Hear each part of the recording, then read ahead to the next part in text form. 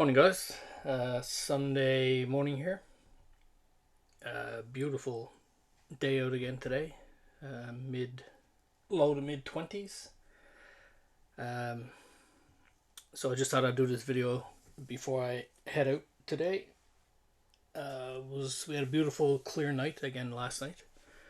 So went out to do a few shots. I didn't really have any particular thing in mind. I was just more interested in working on the focus and shutter and ISO settings, stuff like that. So it was pretty much just playing around. But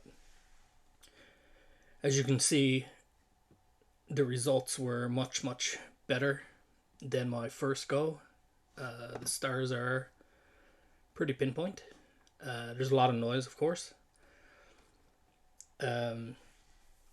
So I took the first three photos are essentially with the same settings.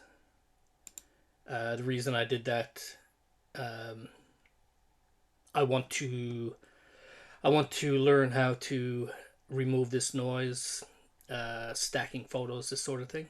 Really, you should have a lot more than three photos, but I just took three just to play around with.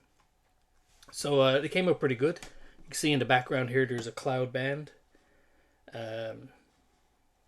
That's Earth cloud, not astronomical cloud. But the rest of the sky was quite clear. Like I said, it was a beautiful night out. So I just started playing with some settings, some of the ISO settings, some of the shutter speed settings. So I used a 50mm lens here. It was a fixed lens, f1.8, so pretty big aperture. So there's a simple calculation you can do. I think it's called 500 rule or something. And basically what that does is, based on the lens that you have, it'll tell you how long you can keep the shutter open before you start to see star trails. And you can see here already, you see how the stars are starting to go into oblong shape. Here again.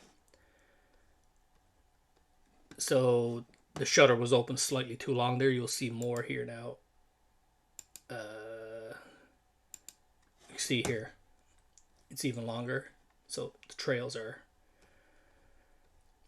getting a bit longer. So it's great if you want to do star trail photos where you would have long trails. But for what I was doing here last night, I'm trying to get the pinpoint. So I was just playing around a bit more with some settings. You can see the ISO and stuff I was playing with and changing around.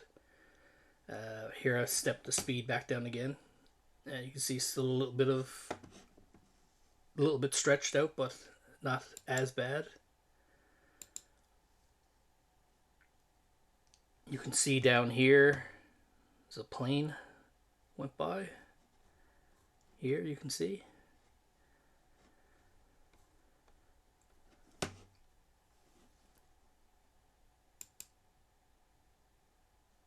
This is not a bad photo here. The stars are pretty good.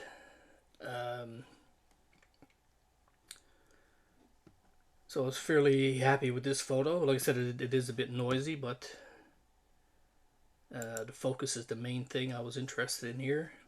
Again, not too bad. You can see it's probably a satellite, this one. It's red, so maybe a plane as well.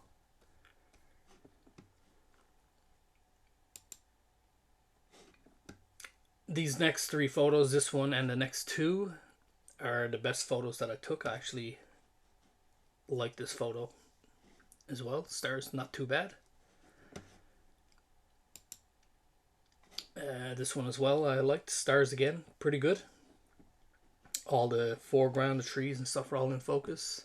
I really like the way this tree is lit. I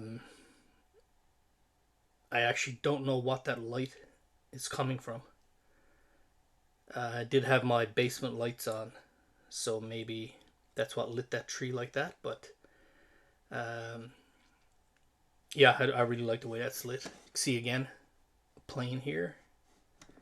So I retook this photo again. When I looked at it on the screen, I saw the plane. I retook the photo again. So essentially the exact same photo. And you can see down here, two more. These are satellites, I'm pretty certain.